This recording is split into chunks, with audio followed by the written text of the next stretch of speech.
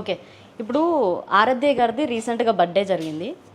Actually మీరు చెప్పే word ఏంటంటే పుట్టినరోజు దరిద్రులు చేసుకుంటారు సంథింగ్ అని ఒక వర్డ్ అన్నారు. సో మీరే పక్క నుండి సెలబ్రేషన్ చేశారు. దరిద్రులు చేస్తాను నేను ఎప్పుడు చెప్పలేదు. ఆ! పుట్టినరోజు చాలామంది వాళ్ళకి లైఫ్లో ఏం they don't have any fame, so they don't have anything. So at least that day 10 people call happy birthday అంటే దే ఫీల్ స్పెషల్. యా, అంటే బర్త్డేస్ చేసుకోవచ్చు అంటారా? కాంటెక్స్లో అది సందర్భం ఉండాలి.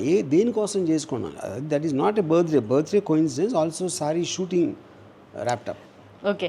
సారీ షూటింగ్ ర్యాపప్ ఇవన్నీ కలిసి వచ్చినాయి కాబట్టి కంబైన్డ్గా మొత్తం యూనిట్ తోటి చేసాం. చాలామంది దీనికి కామెంట్ చేసిందంటే సార్ చెప్తారు, రూల్స్ పాటించారు. యా, బర్త్డే జస్ట్ మీరు బర్త్డే వీడియోలో ఉన్నందుకు జస్ట్ సార్ రూల్స్ చెప్తారు కానీ పాటించారు. బిల్లా యూ చేంజ్డ్ బిల్లా అంట. యూ చేంజ్ బిల్ అంటే నాకు అర్థం కాదు. అంటే మీరు బర్త్డేస్ చేసుకోవద్దనే వాక్య చేసినందుకు మీ ఫాలోవర్స్ అంతా అదే. కాదు, నేను బర్త్డేస్ చేసుకోవద్దని ఎప్పుడు చెప్పలేదు. దానికున్న one of the main reasons చెప్పాను అంతే.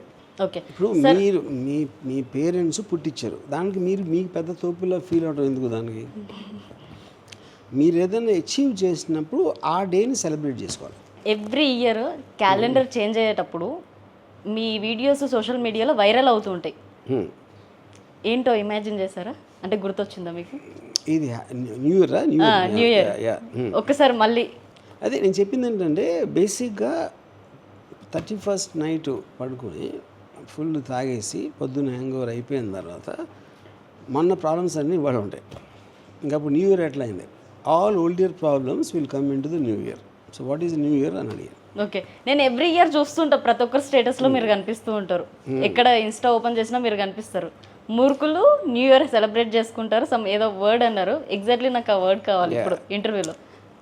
నేను చాలాసార్లు వేరే చెప్పాను, నాకు గుర్తులేదు. ఇప్పుడు చెప్పండి సార్, న్యూ ఇయర్ గురించి. అదే చెప్పాను కదా, new year is just an excuse to drink more. Except for that, all the problems of old year will come into new year. Nothing changes. So it can't be technically called a new year.